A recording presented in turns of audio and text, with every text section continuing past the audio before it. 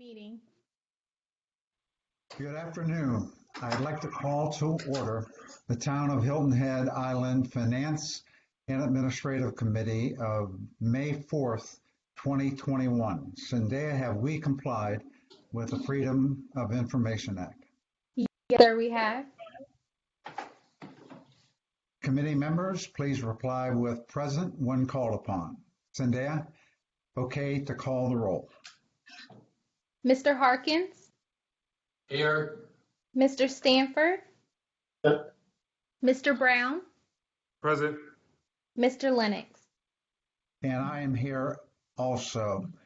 And I would like to acknowledge Councilwoman Tammy Becker and Councilman David Ames, who are also on this call. Zendaya, does the staff have any changes to today's agenda? No, sir, we do not. Thank you then. Committee members, do you have any changes to be made to today's agenda? No. If none, please reply then with approved or not approved to the agenda presented. May I have a motion to approve the agenda? Moved. Thank you. Zendaya, please call the roll. Mr. Harkins, Yes. Mr. Stanford, Yes. Mr. Brown, Approved. Mr. Lennox. Yes. Zendaya, are there any public comments? Yes, Mr. Chairman. Public comments concerning today's agenda items were to be submitted electronically via the town's open town hall portal. The public comment period closed today at noon. At the conclusion of the open town hall, there were no comments. However, one citizen did sign up to speak before the committee today. And Mr. Chairman, that caller is holding. Thank you, Zendaya. Caller on the line, would you identify yourself and state your full legal address, please? Yes, Skip Hoagland, Windmill Harbor, Jenkins Island. Afternoon. How do you know anything presented by the Chamber is accurate since Bill Miles already said his use of tax funds is secret?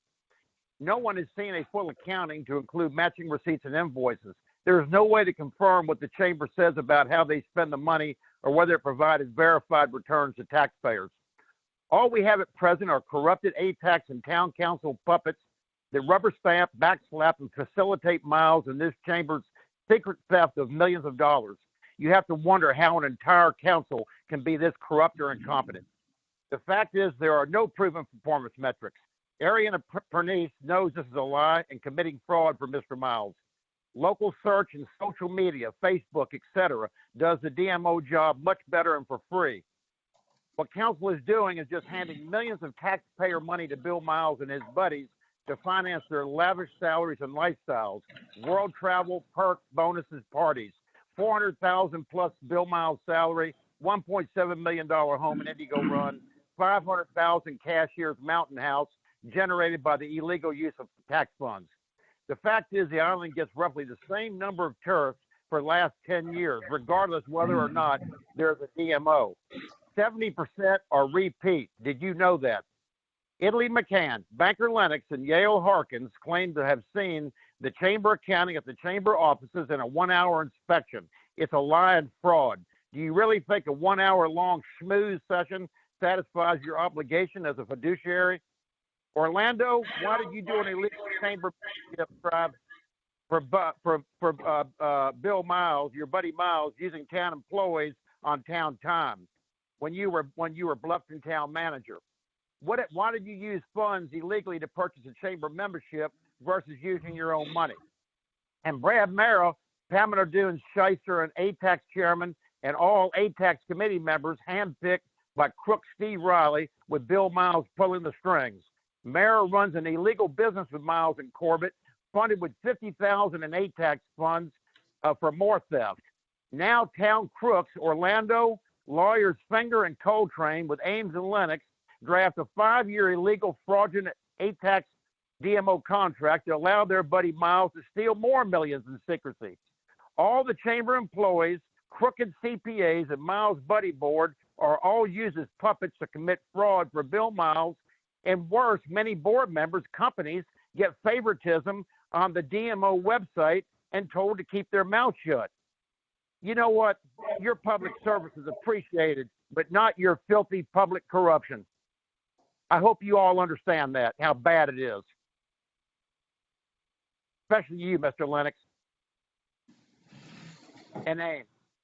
Ames and Lennox. Are there any other callers? No, sir, there are not. Thank you. We have no unfinished business, and we have one agenda item under new business. And that item is a discussion regarding Destination Marketing Organization year-end performance metrics. And as a precursor to Ariana Pernice making the presentation, I would like to recount, if you will, the contract that was in force in the year 2020. There were 12 metrics and reports to be commented and measured upon.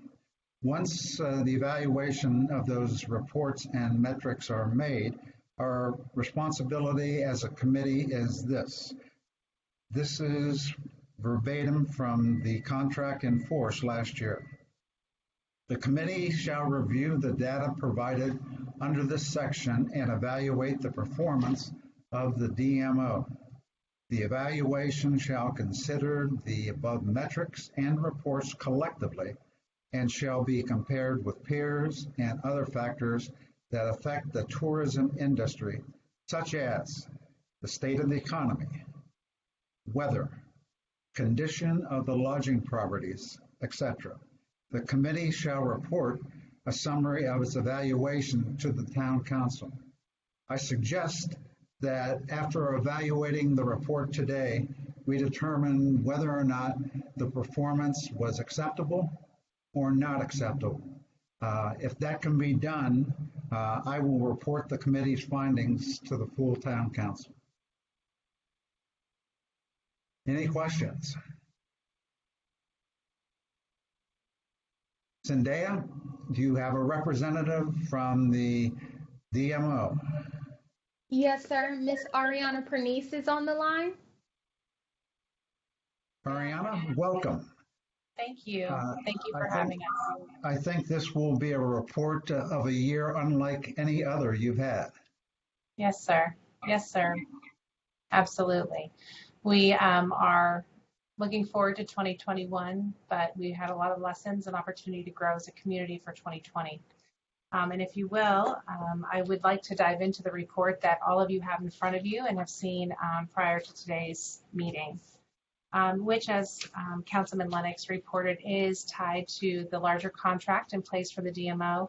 And if you will, I'll share my screen. Is that okay with everyone?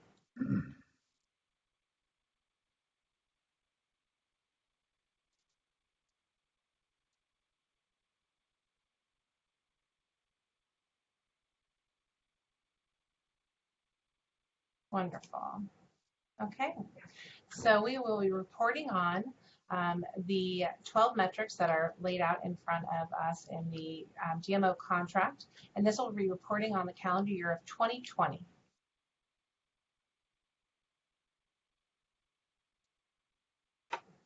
Hold on, there we go.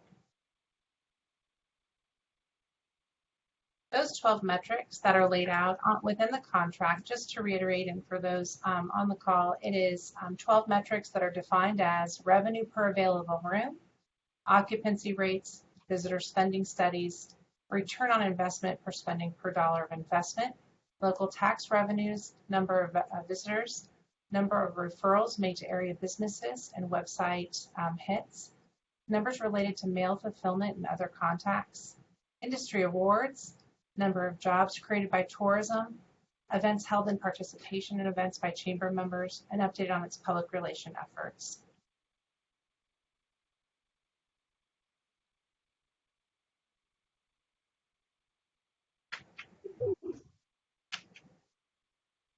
Forgive me, I'm just trying to find the best way to progress through. Here we go. So when we take a step back and we look at overall heads and beds for this destination, we have the reporting on hotels, home and villas, and then we combine that in a platform of two-source reporting. So we'll look at that left column of two-source reporting on all opportunities for heads and beds. And as you can see, from a RevPAR, revenue per available room, we were up 4.4% the year prior. When occupancy was down slightly at 6.9%, till the prior year, and average daily rate was up 12.1%. When we look at the year of 2020 and we look at those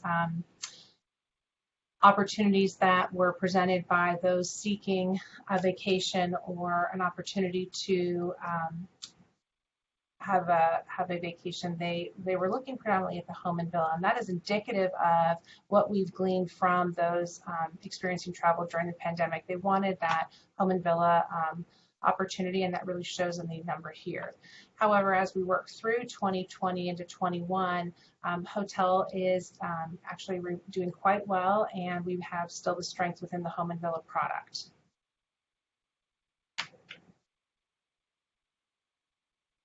And when we look at the overall visitor spending studies, we look to the College of Charleston to do this analysis for us, and the economic impact of tourism from Hilton Head Island to Beaufort County is $1.37 billion.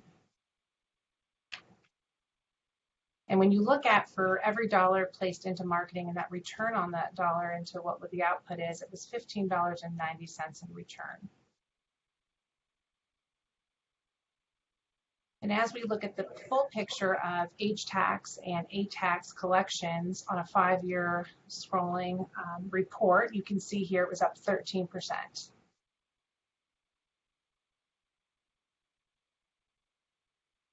When we look at the combined efforts of visitors to Hilton Head Island, it was at 2.61 million. And that 2.61 million is just slightly down to the year prior, a difference of 70,000 visitors. And when we look at that number, it is a combined study of those visiting, and for not only from home and villa and hotel, but also when we look at the combined day trippers, second home, and all those that are combined into that total economic picture. But as we've talked often, our virtual front door, hiltonheadisland.org, we had over 2.5 million visitors to our website in 2020. Though people might have been in a situation where they were unable to travel, they were still dreaming about taking a trip, and that's where you see this number here. And then those handshakes out to our partners were at 1.2 million, which is a great number here. So again, not only were they looking and dreaming about taking a trip or exploring when they could take a trip, they were actually going out to our partners and making decisions at that point. We also have our fulfillment piece. As you know, it is the official Hilton Head Island vacation planner, that regional guide that represents the Southern Beaufort County and Hilton Head Island. But we also represent the Golf Vacation Planner in partnership with LGCOA. We had over 54,000 of those fulfilled throughout 2020. And throughout everything, we still were an award-winning destination. Just a few, from a business standpoint, the 5-star accreditation from the Chamber, U.S. Chamber of Commerce, but also recognized on the leisure side as well. And that came from Condé Nast Traveler, 4th consecutive year as #1 island in the U.S., and #2, and from Southern Living for the best beach trips. There's a summary within your presentation or your deck here that you've received that give you kind of a spread of different accolades across the year that we'd received. And as you can note there and see here in front of you, it's not just for the destination, but many of our partners here as well. And it's wonderful to see that recognition across the board, and that we were top of mind for many when it came to travel in 2020. But the business side of tourism is an important one, and really the foundation of all that we're doing every single day. So the jobs created by tourism on Hilton Head Island is 17,902, and that's an amazing number to state. And that when we look at the total contribution of jobs from tourism on Hilton Head Island accounts for 15.6% of all jobs in Beaufort County. But most importantly, we were able to reach and connect with our community, and that community of businesses, that community of residents, and that community of visitors that call Hilton Head Island home, excuse me. So there were over 115 chamber events held, 10 ribbon cuttings and groundbreaking ceremonies throughout 2020, and so many that we were able to bring information and real-time information to as we move through the pandemic together. Hilton Head Island was top of mind, as well as we talked about throughout the numbers on previous slides. They were in over 1,800 stories and mentions, and the media impressions that we're looking at here and the ad equivalency are some things that we would be very proud of on a regular year, but even more so throughout a pandemic.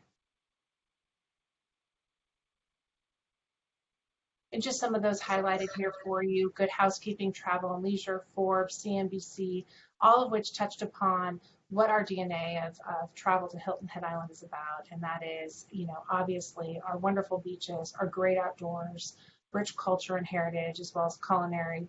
And those are things that were highlighted throughout the year as a place where people could come and, explore safely while they were taking their vacation, but also a great element for all of our community members to experience as well.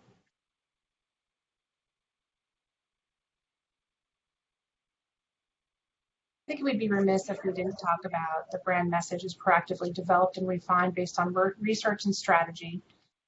It is delivered consistently to a well-defined target that is in alignment with our established goals. It has been nurtured and developed over time, and it continues to attract high-value visitors, economic development, and significant capital investment. The value of Hilton Head Island brand cannot be overstated.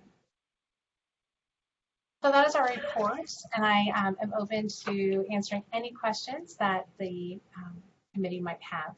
And we also have Ray Deal on the line if there are any other additional financial questions. Thank you, Ariana. Thank you. Committee, what are your comments or questions for Ariana? Or if they are financial in nature, Ray Deal is on the call as well. Glenn. Thank you. Ariana, excellent report. It's nice to see you. You obviously are showing pretty darn good numbers for the previous 12 months, which were very difficult for tourism. And obviously we are pleased with that. My question for you is, where do those type of results stand in comparison with other resort communities around the country? That's a great question, Councilman Stanford. And we often compare ourselves to those that are near us, that in choices. So within the report, we have Charleston and Savannah, and also a national, comparison as well. And as a destination and as a community, we fared very well. And I think that's what we've noted throughout. When you look at Charleston specifically, their occupancy was down 33% to the year prior, and Savannah's was down 29% to the year prior. So when you look at the overall health of the nation, their occupancy was down as a whole 33%. So when you look at ours, we were down 6.9%, but overall a very healthy story as we move forward into 21 and 22 and looking forward. The opportunity is to maintain that level of engagement with our visitors that find ourselves, we find ourselves not only touching those visitors that have been to us prior, but also we've introduced our brand to new visitors this year, and to ensure that we can continue that conversation as other destinations who have been closed for quite some time will now start to open back up. And we want to still keep that engaged audience as we had for over the past 12 months. And we did fare well, but there's a lot of work still to be done. It's extraordinary that ours was down less than 10%, whereas comparable communities were down by in excess of 30%. What are the reasons for that, do you think? First and foremost, I think we had a proactive position on being ready to welcome our guests back as a community. And I think that was a very key piece to our entire opportunity for 2020 and beyond. When we together for taking the pledge and the safety first, those protocols being in place and being recognized nationally set us apart early on when travel was still, in the early onset of being considered. Secondly, I think our portfolio of accommodation offerings is quite well positioned for welcoming of guests. The home and villa product is well positioned for travel today and in the future. And our hotel product has quickly come back to say, we're here, we're ready, and we have all those protocols in place. So we're well positioned, but also the destination as a whole. We are outdoor oriented, and there's much that you can do here safely. So again, I think it wasn't one thing, but I think it was many things, and first and foremost, the community coming together to ensure that we were prepared and had protocols in place. I, for one, certainly do appreciate the DMO efforts in this regard, and we look forward to seeing that continue. My other question is probably more of a comment, and that is, we are all observing that a few years ago, the high season here was roughly from May until September, maybe October.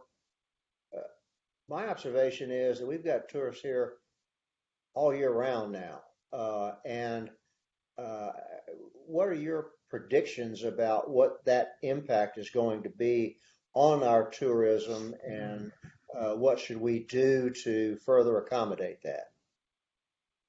Great question again, Councilman Stanford. I think that as in partnership with the town and our staff on a regular basis is continuing their efforts, as they have been for quite some time, in promoting the shoulder and off season. The summer, as we've often talked about, has done well for us as a destination for many years, but we have also charged ourselves from the time that I've been here and prior to that to working in the shoulder and off season efforts of promotion, and that continues today. As we build an understanding and we grow as a global brand, we will continue those efforts. But there are also many other pieces that we continue to do, though they've been formalized in our future, in our contract that you have in front of you. It's something that we have done regularly and consistently, which is ensure that we're educating and out in the community and understanding of how we can articulate, different trends or opportunities, and that we will continue to monitor those going forward and communicate them out. That's an important part of this position and this job as an organization, is that we want to make sure that both the community and our visitors are aware of opportunities and things that are coming down the pike. Thank you. My final comment, I suppose, is we all know that we recently opened the Low Country Celebration Park. Mm-hmm.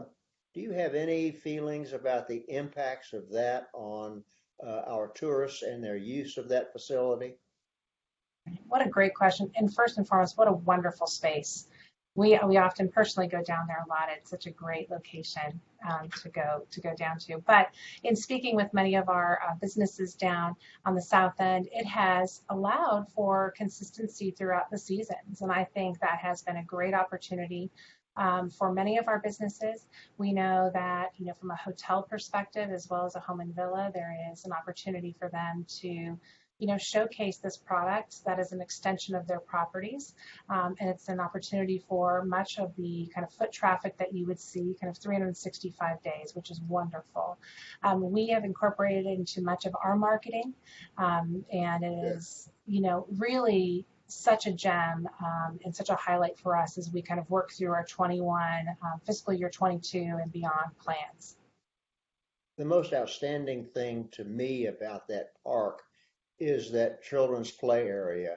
And I've got to think that having that type of facility is only going to encourage more families, particularly families with smaller children, to come here. Tom, those are my comments and questions. Thank you. Thank you, Glenn. Alex or Bill? Alex. Yes, thank you. And thank you, Ms. Pernice, for your presentation. I guess a couple of housekeeping things for me. Your presentation, Ms. Pernice, said we should have that in front of us. I may have missed it. Was it in our packet?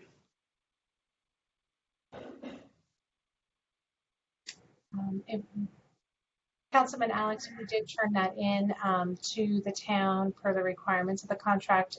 We're happy to send you one over. I'm not sure the distribution post delivery. Okay, I may have missed it, but I need a copy of that if we could, Yeah, please. absolutely. I'll send that through to you. For staff, if I could get a copy of the contract that details the metrics that the chairman listed earlier in his opening statements, that'd be great also. I got a couple of questions here. You mentioned that we've seen some increase in the, I guess, RevPAR, or the cost per night. How does that line up year over year past 2020? Well, I can tell you for the year prior, we were up to RevPAR on the two source to 2019. But going forward, Councilman Brown, we will be doing a 5-year rolling presentation within our metrics per the contract. So in short term, I will provide you the 5-year scope, but just from a year over year comparison, 2019 to 2020, combined home and villa and hotels, we were up 4.4% year over year. But again, I will provide you the deeper insights as a follow-up. Okay, that'd be great. And the second one, the return on investment. And I may be going off the trail here just a little bit, but stay with me, all right? Okay. We know that we've had a huge influx of new homeowners on Hilton Head. And we definitely see that in our real estate transfer fee increasing significantly. And I'm just curious to know if the chamber is taking any credit for that at all. Well, Councilman Brown, I think that's a great question, and one that I think, I go back to the opportunity of, we believe every opportunity starts with a visit. And from a visitation, we've seen that we have 76% repeat rate in our visitors. And that is, in comparison to other destinations who don't have quite the accommodation portfolio such as ours, that might not be the case for them. But for us, with the second home, the timeshare product being so large here with the Marriott timeshare, our home and villa, and our hotel, there we do see that being at 76% year over year in terms of repeat. Anecdotally, we know that there are many of those that turn into full-time residents, and we continue to grow our research platforms to understand really the opportunity of how can we put kind of the science behind that and understand from the research side how many are converting, working closely with the town, with Beaufort County, as well as our research partners to understand that. Okay, yeah. I'm not a statistician or a scientist in that regard, but knowing that this year was remarkable in terms of the amount of new homeowners, so to speak, in our area. Yes. And I'm not suggesting by any means that we will be able to sustain that, but I know that it was an increase, and I know that we always strive to have increases. Mm-hmm. So as you mentioned that typically those that are repeat visitors are also those that would potentially move to Hilton Head, okay? And the full-time resident on Hilton Head is such an important part of our economy. not taking anything away from the tourist industry, but at the same time, that full-time resident is flowing the economy 12 months out of the year, right? Okay, so as we continue to reach capacity, and what I mean by capacity is, at some point, we won't be able to take another head in a bed, right? And my business is dependent upon the tourists, but I will say that in July, there are times where I just can't get another person into one of my stores, right? It's that extreme. So that's why I asked the question of the RevPAR, and that's why I'm going down this road of return on investment, because I truly believe that Hilton Head has so much to offer, and the piece of it being a wonderful place to live, and this is just my personal opinion, that story is not necessarily told loud enough, okay? And I think that's important that we do a better job with that, because that separates us from so many of our competitors. It assures that those that have moved here for retirement will be able to sell their home at some point. It's a vital piece, and I think that since we are seeing increase, when we talk about return on investment, that portion needs just a little bit more attention. I'm not sure if that's called out in the contract or not, but I'm interpreting it under the return on investment piece. All right. So those are my comments. And again, thank you for your presentation. Thank you, Councilman Brown. I appreciate that, and I've heard you loud and clear. And I believe there's alignment not only in the contract, but also in our efforts to align with the initiatives that the town took on with our plan and that longer lens on development, but also in our tourism plan as well for that 10-year look. So I do believe there are synergies, and we'll continue to work together to ensure that we can advocate and communicate those out collectively and together. Thank you, Alex. Yes, Bill. Hello, Ariana. Excellent report. Thank you.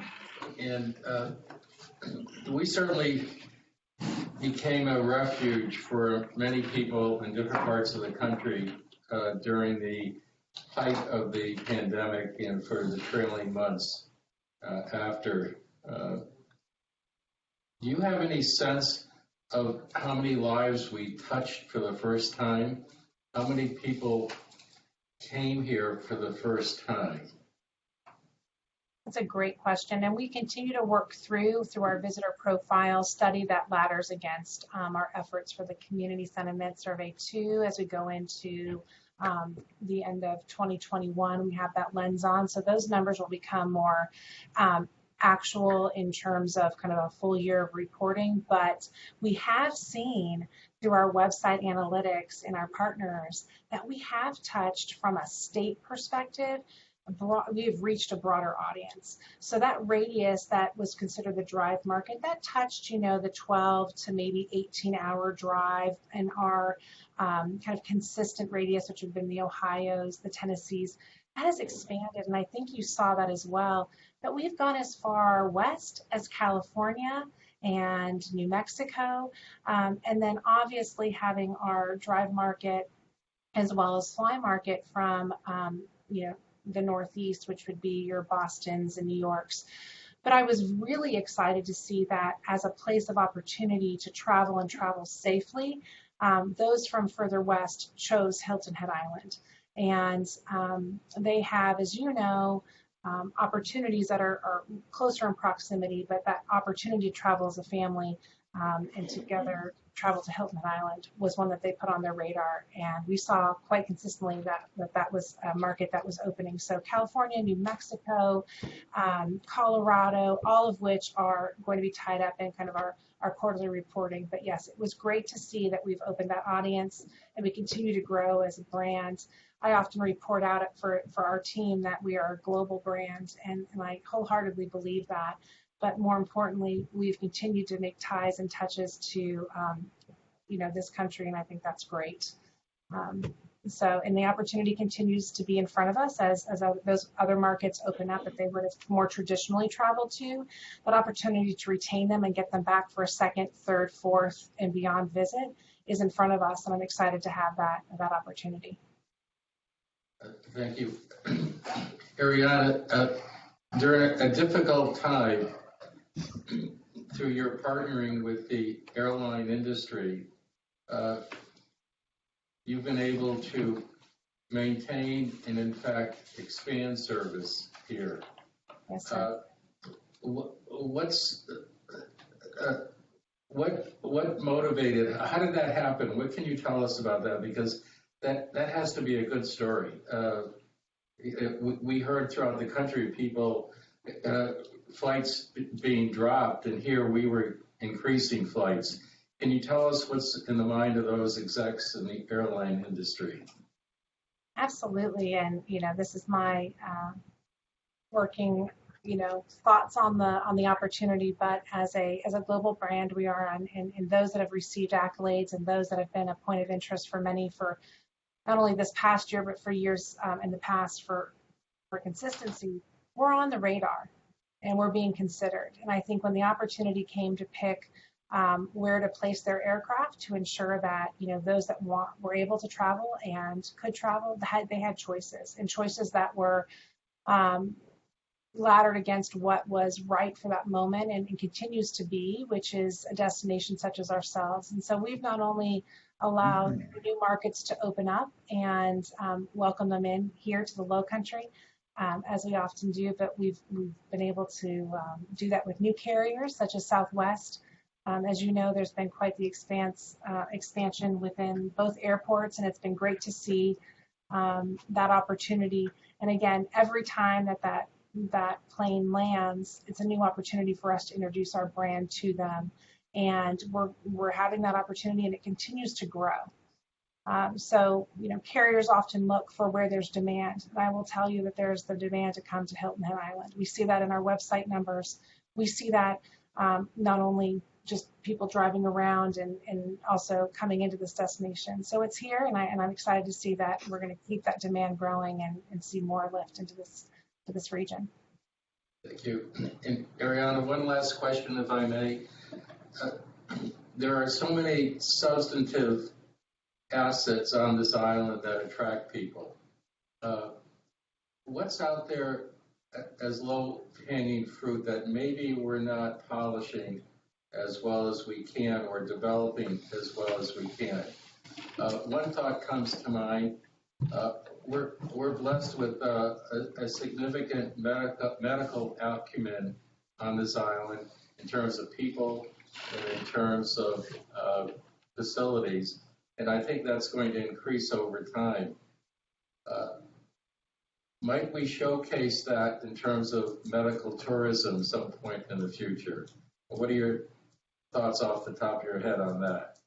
I think you've hit the nail on the head with health and wellness is top of mind, and I think that we're seeing that not only in leisure travel, but also in business travel. When that, does really ramp up to 100% again, what we're seeing in trends across the board is that people are traveling, whether again with family or with groups, that they want to be surrounded with choices of health and wellness, whether that be from outdoor activities, wide open spaces, some type of opportunity to exercise or have some kind of exercise type of retreat, but also going into the culinary space where there's, things that are being curated to ensure that at every touch point, health and wellness is top of mind, whether, again, it's a supporting element to a meeting and group that's here for whatever it might be, or it's a family enjoying their time here on the island. So that is a focus, as it has been a part of our 6 areas of focus for quite some time. It will continue to take a lead. We're steeped in rich history and culture, and I think that's a very important piece as we move forward and work alongside our partners here within the community to develop and ensure that is pushed through our messaging. Culinary, we've got great local stories, and I think that we continue to showcase that, because that boat to table, that local story is important to our area, and it's unique to our area, and I think it's important that we move forward with that. As well, working alongside Jen and her efforts with the arts community and developing those assets and promoting all of it through our channels. So hopefully that. Thank you very much. And Very again, welcome. excellent report. Thank you, Bill. I'd like to open it up to Tammy and David if you have any questions or comments of Ariana. Tammy, go ahead. You're on mute. Just wanted to say hello and to also congratulate you on an excellent report. I've been listening to the questions and answers, and at this time don't have any additional ones, but thank you. Thank you. Ariana, you have a very facile mind and are quick on your feet, and I think you are a tremendous asset to the chamber and the DMO. Thank you. I have very few questions regarding the professionalism of the report of the statistics. I think it lands more on the council's desk to decide how we measure trends and how we measure success from a community standpoint. Bill was just mentioning medical, and as I was looking at the different sort of strategies that you have, hotels, home and villa, meeting strategy, and so on. If I look at hotels and home and villas, the more we increase occupancy there, the more we are impacting sort of a finite amount of infrastructure. And so I go to what Alex was saying. What do we have to do as a community, not just the chamber, but as a community, to increase RevPAR, the margin to businesses, and so on? I have a personal belief that it has an awful lot to do with community planning and community investment, strategically placed in a way that the visitors and residents are benefiting from that investment. But meeting strategy is one that I'm beginning to think is something that we really ought to prioritize, because we are, I'm making an assumption here, probably bringing in a level of staff or even executives that have the capacity to make investments in real estate or in businesses at a much higher rate than what you would call a random sampling of tourists. So I would be putting an asterisk next to group meetings and saying, what do we as a community have to do to ramp those efforts up? I am always interested in the partnership alignment, our opportunities with the chamber. The chamber can be a significant community builder. Certainly the town is a community builder.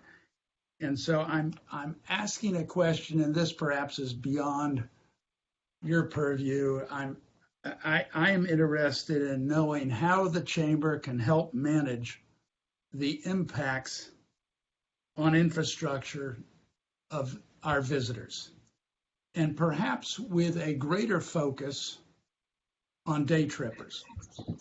And I haven't figured out another word for day trippers. I don't mean it disparagingly, but clearly they are bringing in a environment or atmosphere or set of preferences that perhaps are in conflict with our more storied brand. And so I'm interested in knowing what kind of strategy we as a community could formulate that could be a response to that.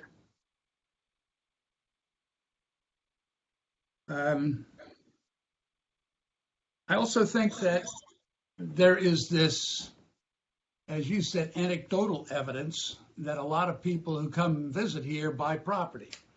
I think we have to be more intentional in that. I think we have to find a way to actually track purchase conversions. I don't know if that's something the chamber can propose, figure out, or whether it's a combination of realtors. I don't have the answer, but I think we have to be more informed about that process because I think there's benefit to that down the road. I'm interested in your reaction to this, Ariana.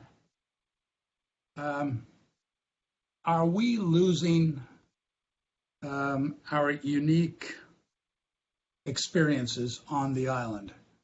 And when I say that, are the experiences that were most popular back in the 90s still relevant? Are we losing a focus? Does the town have to invest in a way that it makes the experience on Hilton Head more relevant to today's visitor and tomorrow's visitor? Do you have any comments on that? Councilman Ames, I think it's a great question, and I think it does always take collaboration and partnership.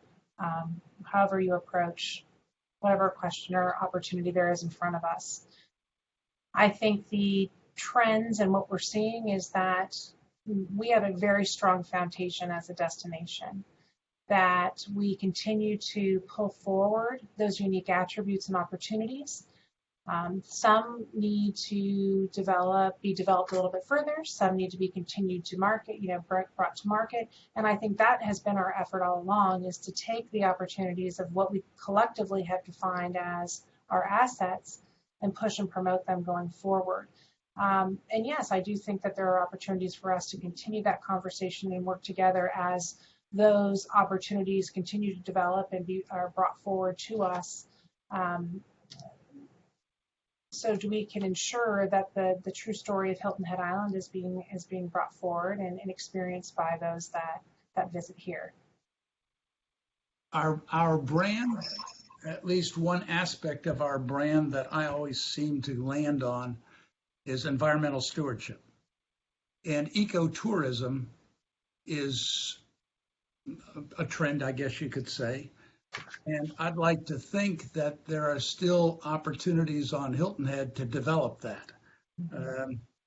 Is that something that needs to be enhanced? And how do we do it?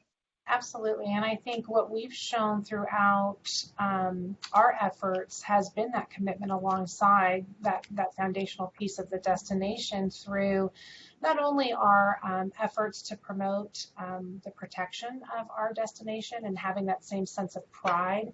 And we find that many of our visitors do have that sense of pride when they're here, that pride of place.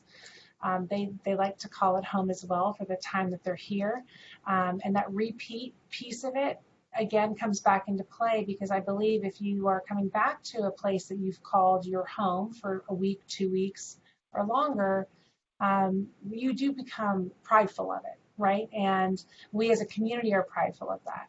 So in our efforts to promote tourism to the destination, we pull that thread through each and every piece of our conversation with the visitor, taking that sense of pride when you come to visit here. In ways that we've promoted that, and we'll just pull up most recent opportunities, but the promise that can be taken on our website by our visitors to commit to preserving and protecting the destination that they love so much. It's protecting our waters, our dunes, our wildlife.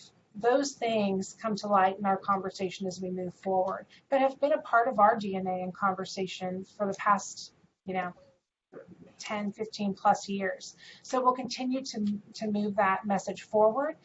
We continue to have that as a piece that moves together in our efforts to the destination management plan, that 10-year vision, and also ladder against all the work that was done in our plan. We do protect and preserve what we call home every day, and we want that to be communicated out to our partners. So we're in lockstep with you, Councilman Ames, and our community to ensure that that message is out there. You used the word pride, and that's an important word for our community. I know that our residents have great pride in Hilton Head. Sometimes that doesn't get translated into being vocal ambassadors to visitors. And I think that is an opportunity for us as a community to work on, because the authentic place Hilton Head has to be told by our residents. And if visitors feel as though they are welcomed into the community, it is much more likely that they will want to participate and stay in the community forever. So I think that collaboration, even to the point of a role of ambassadors, is important for our community to consider. I've rambled on. Again, I appreciate your answers. I have one small question. When you mentioned jobs created by tourism, 17,900, was that in Beaufort County? It's just, yes, in total for Beaufort County. Yes, sir. Thank you very much. I appreciate it. Thank you. Thank you, David. Ariana, I think your report was outstanding, and I expected nothing less. If I go back to the contract that was in place for 2020, and I look at the other factors that affect tourism, such as the state of the economy, weather, and condition of lodging properties, at the time that was written, no one ever thought of a pandemic. And we have been through hurricanes, and you would have thought that the effect of the pandemic would have been dramatically more severe than Matthew or any of the others that we experienced concurrently. But it wasn't. And the numbers that you presented to us today, although some are down from the previous year, they are not down in a pandemic size. And if I look at that report, and if I look at the derivative of that report, and that is the revenue to the town, I just don't see a pandemic. And I think back to Hank Greenberg, the nationally acclaimed tourist expert. He was part of one of your meetings early on, probably about this time a year ago. And I don't think I'll ever forget what he said. He said to you, he said to Bill, he said to us as a community heavily reliant upon hospitality and tourism, he said, it's not about the product. He said it's about the process. People want to feel safe when they come to the destination.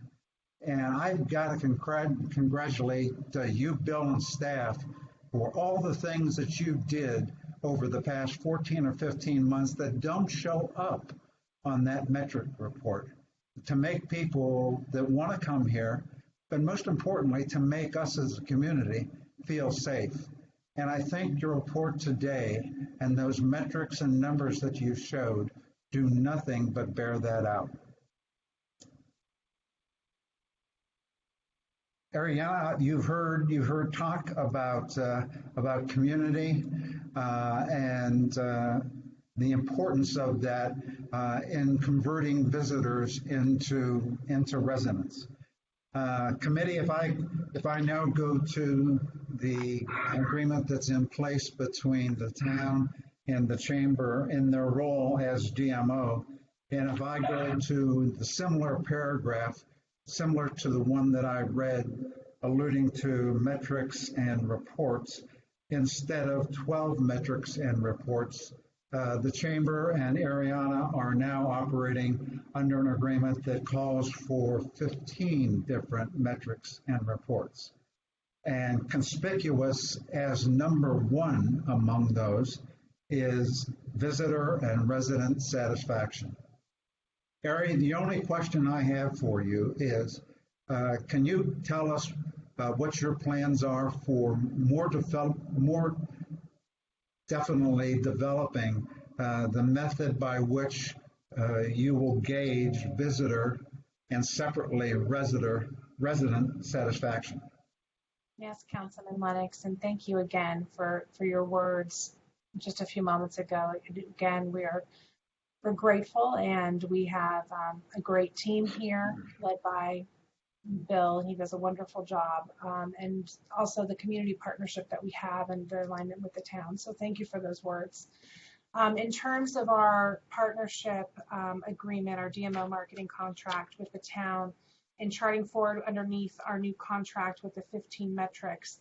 As you know, we have had in place the visitor profile study for several years that contributes and ladders into overall economic impact as well as the DMO metric report. That will continue on. And the only opportunity we have at this point is in working with our efforts to now implement the resident sentiment survey, which we are so proud to announce that we have partnership with MMGY to do and help us with that survey, that those will be rolling out within the next 60 days. And again, that we will be able to report out consistently to this committee as well as to the council the surveys that we do receive back. Now, with that, we will look at both surveys upon implementation and understand if there's an opportunity to look at questions and have them make sure that they complement one another. So those are some opportunities there. But we are, have always been charged with ensuring the community first and always have kept that lens as a priority. As we formalize that, we will move forward with that sentiment survey as well as, the community outreach efforts as well that are defined within the contract. So we're looking forward to that as well. And the issue of community outreach is further reinforced in the new contract in paragraph 6.4, and I think it is appropriate to read it. The Chamber warrants and represents that the marketing plan shall include a cornerstone plan which engages the community with public relations, education, and social media strategies. And I think as we get further into the discussion of the DMO at the council meeting upcoming, the strategies that you have in there relating to the cornerstone plan talks about a growth in visitor and resident satisfaction. When we meet later this afternoon, Ariana, I'm going to suggest that we change the word growth to improvement. Okay. Absolutely. And I think you introduced something that I was unaware of, and I think you said that your next report will be a 5-year rolling average. Right, for the contract. Then year over year, which will alleviate any effect that 2020 has on 2021 and 22. And I failed to mention that I think that we had two advantages going into this pandemic that other areas such as Myrtle Beach and Savannah didn't, and that is our weakness is group sales, which turned out to be a strength because we didn't rely on it, and group sales disappeared in 2020. And the other strength and other advantage we had was homes and villas. We had people renting out their homes and villas, and that was up 20% and pretty much ate into the dramatic drop in hotel occupancy. I have no other questions, Ariana. Committee, thank you for your attention and outstanding comments and questions. At this time, I'd like to suggest, since we are required to report to town council, that we do that. And we do that in a way that says simply, we find the report and the performance to be acceptable, or we find the report and the performance to be unacceptable, and why. And I would be happy to compile that report subject to your approval once we decide which way we want to go. I would move for the former. You're moving that we report to town council that our review of Ariana's presentation and the metrics presented are acceptable. Second. Moved and second. Are there any comments or questions regarding the motion? Alex? Yeah, Councilman Lennox, I'm definitely in favor of it being accepted.